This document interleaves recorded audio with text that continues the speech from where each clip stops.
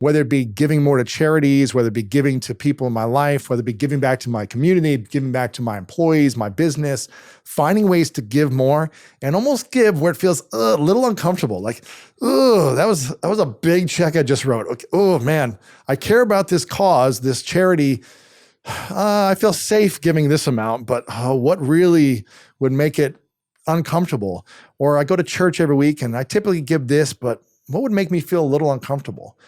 Most of these people say the more they give, when it's the most uncomfortable, somehow they just keep earning more. And I'm not saying you should give all your money away and you're going to earn more back, but having that mindset of generosity, and you do this very well, where you give to your community.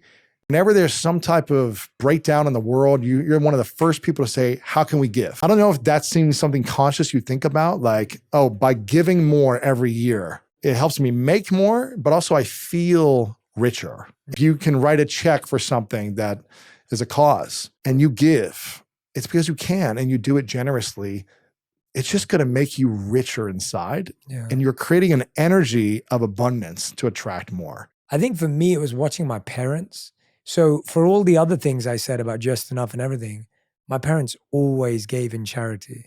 Our home was always a home where everyone was welcome. My mom would happily cook dinner for everyone, even though, we didn't have everything. Yeah. And so my parents had this generous heart at the same time. They probably felt rich in that. For sure. And they did it when we didn't have a lot. Like now when I realize how much my parents made and how much they gave in charity, the proportions were pretty off. And I think for me, I just felt so fortunate and I feel so lucky and I feel so grateful that I have been able to find abundance in my life, that I feel like the only natural reaction to that has to be to give. So I think it comes from a place of gratitude again. It comes from a place of seeing my parents be so generous, even though they had nothing to give actually.